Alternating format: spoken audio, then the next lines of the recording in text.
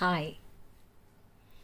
In our last video about the art of listening, I spoke to you about listening to the spoken word. Today I want to discuss listening to the unspoken word. Very, very often, a person says something or says it in a manner that may not be the most pleasant or appropriate. In those moments, what we tend to do is jump in with an admonishment or with a judgment. Instead of that, can we appreciate that just as you and I get into a certain frame of mind or a certain mood sometimes, that the other person might also be going through something similar? Can we hold space for another person while they are going through some kind of emotional inner upheaval which you may or may not know of? This is so important. Not everyone is adept at self-expression. In fact, what I have found is many times what they have not said is of far more vital importance than what they have been able to say. How can we hear the unspoken word? By being empathetic, by being energy sensitive, by being kind, by being compassionate. When someone is, let us say, flaring up, listen to the pain behind the words. I completely appreciate that when you are at the receiving end of that flare up, it becomes very difficult. But I have learned through personal experience that rage, anger, annoyance, irritation almost always come from a place of inner pain. It could be an inner frustration, it could be an inner fear or an anxiety or an insecurity that you are unaware of. It could just be an inner emotional conflict that you have no idea about. Instead of reacting, instead of flaring again, instead of judging them, take a step back.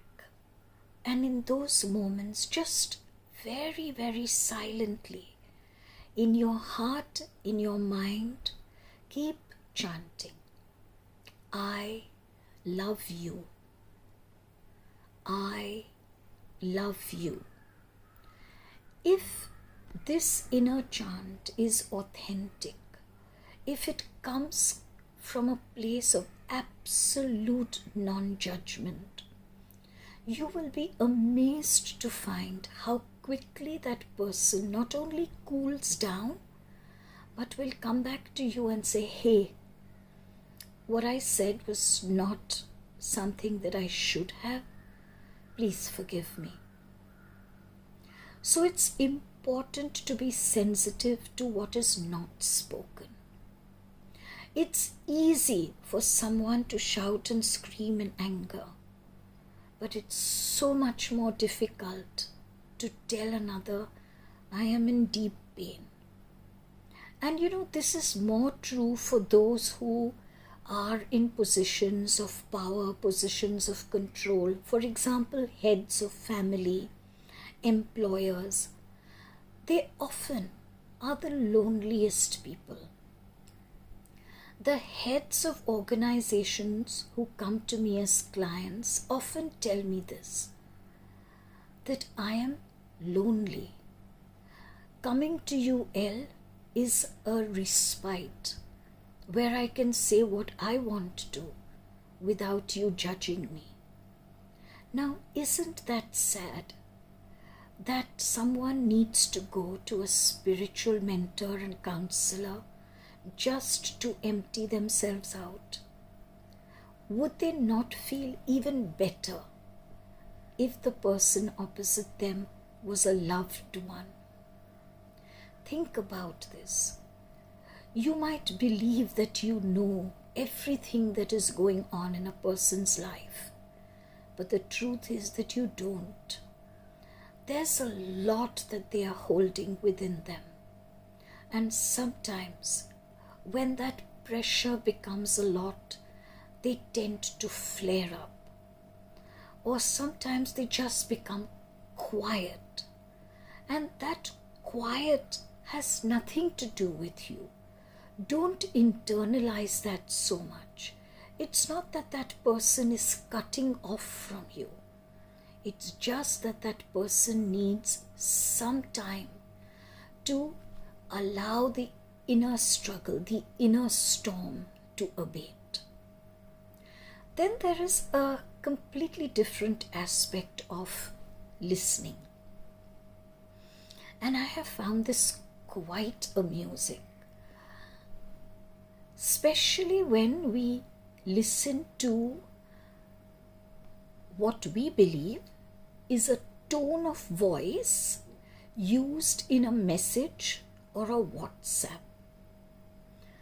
I often tell my clients when they give me something to read and they interpret it as having come from a certain emotional or mental space. And I ask them, step back, read this message, read the words very objectively. When you read a message subjectively, you project what your feelings are onto that message when those feelings may not be in that message at all. In fact, so interesting that it happened with me this morning. So a new client had approached me to have a session with me today. And she cancelled the session at the last minute, stating that she didn't know whether she should WhatsApp video call me or call me, and that I hadn't made it clear. So I messaged back to say the session was confirmed as per our messages. The how could have just been cleared by another message. She read this as, and her accusations against me were, you are rude, you are crude, and I think she said you're abrupt. And I just replied back to say, I have just stated facts.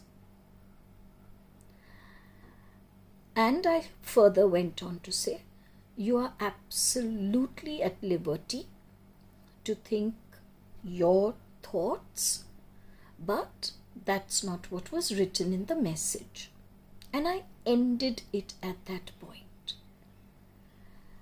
She read my words, which had absolutely no iota, and that I am 100% aware of that, of any kind of rudeness or impoliteness.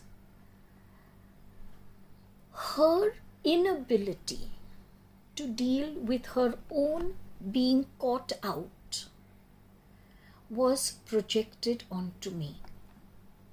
I was able to hear the unspoken word. I knew she was projecting something onto me. I know that her life at present is not the happiest. And she was projecting all that irritation, all that frustration upon me, someone who's an absolute stranger to her. Why would I get upset by that? When you hear someone's unspoken pain, you don't get upset by it. But you need not continue to play that emotional game with them. And when you read a WhatsApp message or a normal SMS the next time, step back. Read it for the words. You are not able to hear anything. How can you attribute a tone of voice to something that is written? Doesn't that make sense to you? So don't attribute a tone of voice. Read the words, accept them for what they are. Yes, if the written word is an abuse or is an impolite word, then you have the right to tell that person not to be rude, not to be abusive. But do not attribute a tone of voice. That which you attribute to a message comes from your inner space, not the other person's inner space. I hope these 2 videos on the art of listening have helped you. Big hug.